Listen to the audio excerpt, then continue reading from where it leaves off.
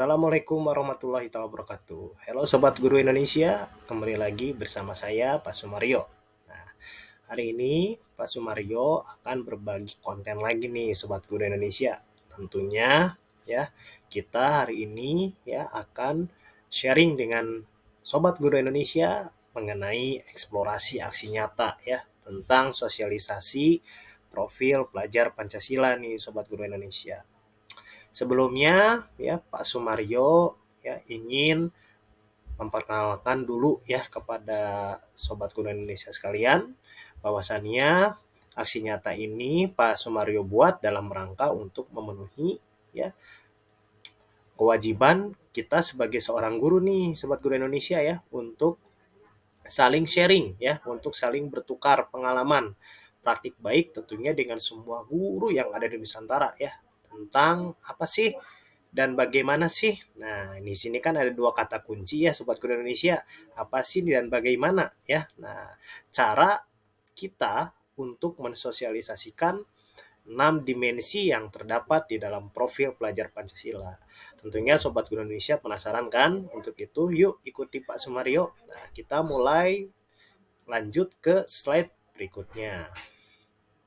Oke, di slide yang kedua, pertama kita mengenal dulu nih Sobat Guru Indonesia ya, tentang apa yang disebut dengan 6 dimensi profil pelajar Pancasila ya. Nah, di sini ya Sobat Guru Indonesia ya Pario akan mencoba untuk menjelaskan dari masing-masing poin ya. Nah, di sini ada beriman dan bertakwa kepada Tuhan Yang Maha Esa dan berakhlak mulia nih Sobat Guru Indonesia. Lalu yang kedua ada berkebinekaan global. Dan yang ketiga ada bergotong royong. Dan yang keempat ada kreatif. Yang kelima ada bernalar kritis. Dan keenam ada mandiri ya. Nah, sehingga di sini jumlahnya ada berapa Sobat Guru Indonesia? Tentunya di sini berjumlah ada 6 ya. Ada 6 dimensi nih ya yang tergabung di dalam profil pelajar Pancasila. Ya, oke. Nah, pertama kita bahas dulu nih elemen yang poin ke-1 ya. Nah, untuk poin ke-1 ini apa bunyi elemennya nih, Sobat Guru Indonesia ya. Nah, di sini temanya adalah beriman bertawakal kepada Tuhan Yang Maha Esa dan berakhlak mulia. Nah, apa saja bagian elemen-elemennya? Yang pertama ada akhlak agama, akhlak pribadi, akhlak kepada manusia, akhlak kepada alam, dan akhlak kepada negara ya Sobat Guru Indonesia ya. Nah, berarti di sini ada 5 poin nih Sobat Guru Indonesia. Nah, dari kelima poin ini, nah ini harus bisa kita terapkan kepada anak-anak kita nih Sobat Guru Indonesia. Terutama ketika kita bicara tentang poin yang ada kaitannya dengan akhlak kepada manusia. Nah, poin ini sangat general sekali nih Sobat Guru Indonesia kalau kita bahas ya. Nah, karena kalau kita bicara tentang akhlak kepada manusia, nah tentunya ini ada kaitannya nih ya. Nah, seberapa besar dan seberapa komitmen kita untuk bisa saling menghargai antar sesama nih Sobat Guru Indonesia. Nah, bagaimana nih caranya? Nah, tentu dari cara kita dalam bersikap, cara kita dalam bertindak, kemudian cara kita dalam ya menyampaikan sebuah informasi baik itu yang sifatnya langsung maupun tidak langsung. Nah, jadi yang bagian sub elemen ketiga ini, bagaimana nih afiliatifnya ya, afiliasinya di sini kita sebagai seorang guru. Nah, tentu bisa kita kasih contoh perilaku positif itu, perilaku berakhlak itu, perilaku beriman itu dari tindakan Bapak Ibu ya. Nah, jadi Bapak Ibu guru Indonesia sekalian di sini bisa memperagakan ya bagaimana sikap dan Bapak Ibu guru sekalian untuk bertindak dan membina peserta didik Bapak Ibu sekalian agar mereka bertindak dan berkepribadian positif. Tentunya semua itu dilakukan dari role modelnya. Role modelnya itu kita ya Sobat Guru Indonesia ya. Nah, jadi yang elemen yang pertama ini membahas tentang bagaimana sosok kita sebagai seorang guru ya untuk apa? Untuk menampilkan diri kita ya, untuk memperlihatkan diri kita ya tentang bagaimana cara bersikap yang baik dari mulai tutur kata dan menyampaikan informasi. Kita lanjut yang kedua. Nah, berkebinekaan global. Nah, berkebinekaan global ini ya kita bagi menjadi 4 bagian nih Sobat Guru Indonesia. Yang pertama ada berkeadilan sosial, mengenal dan menghargai budaya. Yang ketiga, komunikasi dan interaksi antar budaya. Dan yang keempat, ada refleksi dan tanggung jawab. Dari 4 bagian ini, nah ini merupakan sub elemen penting yang ada di dalam aspek berkebinekaan global nih Sobat Guru Indonesia. Nah, sekarang kalau kita coba ya untuk menerjemahkan 4 aspek ini di dalam kehidupan atau di dalam ruang lingkup ya interaktif ya di lingkungan sekolah. Nah, ini sudah terrealisasi belum Sobat Guru Indonesia? Nah, kira-kira mana nih yang belum terrealisasi? Nah, di sini kalau kita lihat dari 4 aspek ini, yang sangat belum terrealisasi itu adalah komunikasi dan interaksi antar budaya. Nah, kenapa Sobat Guru Indonesia? Karena nih Sobat Guru Indonesia ya, berdasarkan survei ya dari lembaga-lembaga terkait. Nah, ternyata ya masih banyak nih ya murid-murid kita yang terlibat langsung dalam perilaku intoleran. Nah, alias saling mencemooh nih. Nah, bagaimana tugasnya Sobat Guru Indonesia? Ya, bagaimana caranya supaya kita mampu mengingatkan kepada anak-anak kita, kepada murid-murid kita, agar tidak melakukan lagi tindakan-tindakan yang sifatnya intoleransi. Nah, tentu bisa kita lakukan dengan cara yang pertama, nah, kita selalu mengingatkan mereka tentang arti dari sebuah toleransi ya, tanpa harus memandang suku, agama, ras, dan lain-lain. Itu salah satunya Sobat Guru Indonesia ya, yaitu dengan cara kita mengingatkan anak-anak kita supaya ya artinya mereka tidak bertindak yang semena-mena ya, tetap menjunjung tinggi yang namanya rasa toleransi. Nah, lalu yang ketiga di sini ada aspek gotong royong. Nah, kegiatan gotong royong ini ya bisa diafiliasikan melalui kegiatan-kegiatan proyek nih Sobat Guru Indonesia. Karena sekarang ini nih Bapak Ibu Guru kita sudah masuk ke kurikulum merdeka. Nah, apalagi nanti di tahun 2024 kurikulum merdeka ini akan dilegalkan nih ya. Dalam arti dilegalkan itu nanti diresmikan. Setiap sekolah itu siap tidak siap harus mengimplementasikan kurikulum merdeka. Nah, dengan cara bagaimana? Ya, dengan cara artinya setiap sekolah itu harus bisa memperhatikan keaktifan dan daya talar yang kritis yang dimiliki oleh peserta didiknya nih Sobat Guru Indonesia. Nah, aspek dari gotong royong ini bisa kita lihat dari 3 komponen. Yang pertama berbagi, kepedulian, dan kolaborasi.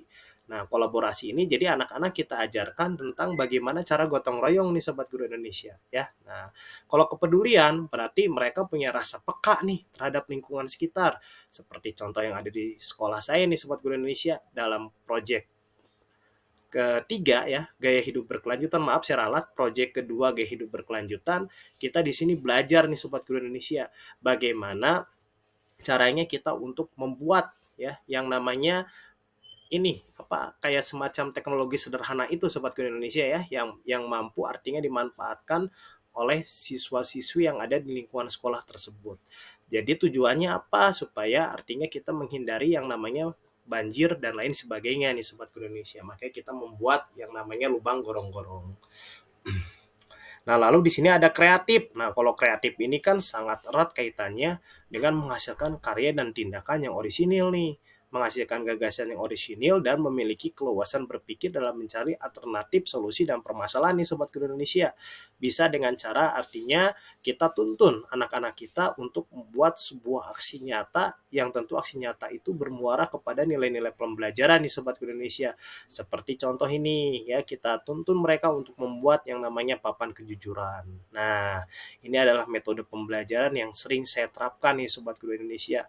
Selain mampu melatih anak-anak kita untuk berpikir kritis, tapi metode belajar ini ternyata mampu meningkatkan daya kreatif anak-anak kita nih. Sehingga mereka itu bisa nggak hanya sekedar jago dan bisa berbicara saja nih Sobat Guru Indonesia, tapi mereka juga mampu meningkatkan narasi mereka di dalam sebuah tulisan yang sifatnya sederhana. Nah, lalu bernalar kritis ya. Kalau bernalar kritis ini tentunya saya tidak terlalu ini ya menjelaskan ya. Nah, ini tugas kita nih sebagai guru, bagaimana nih Sobat Guru Indonesia kita mampu meningkatkan daya talar kritis anak-anak kita. Yang pertama ketika mereka memperoleh dan memproses informasi serta gagasan. Nah, selama artinya di sini kita mengajar, hindari pemahaman-pemahaman informasi yang sifatnya hoax Sobat Guru Indonesia. Kita harus bisa menyampaikan apa yang sebenarnya dan apa yang terjadi sesungguhnya secara fakta, bukan sesuatu yang sifatnya lebih kepada opini publik ya, Sobat Guru Indonesia ya. Nah, disinilah bagaimana kita tuh harus mengajarkan mereka cara memperoleh dan memproses sebuah gagasan.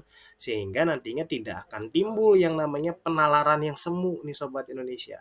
Penalaran yang semu itu seperti apa? Ya tentu daya talar dan daya pikir yang tidak ada sumbernya ya, alias artinya menyebarkan hoax. Nah, lalu yang ketiga, nah setelah kita validasi informasinya, nah baru kita evaluasi layak atau tidak nih informasi itu untuk di-share ke publik. Nah, mengambil keputusan. Kalau misalkan layak, kita tindak lanjuti. Kalau misalkan tidak layak, ya jangan tindak lanjuti Sobat Guru Indonesia ya. Jadi dari 4 aspek ini yang harus diperhatikan nih Sobat Guru Indonesia agar kita tidak terjebak yang namanya informasi yang bersifat pembenaran. Oke, kita lanjut kepada aspek mandiri. Di dalam aspek mandiri ini ada 2 poin, maaf saya ralat, bukan 3, tapi ada 2 ya. Yang pertama ada pemahaman diri dan situasi, dan yang kedua ada regulasi diri. Nah, di sini, saya sering memberikan tugas proyek nih Sobat Guru Indonesia, terutama terhadap anak-anak yang selalu membuat yang namanya video pembelajaran.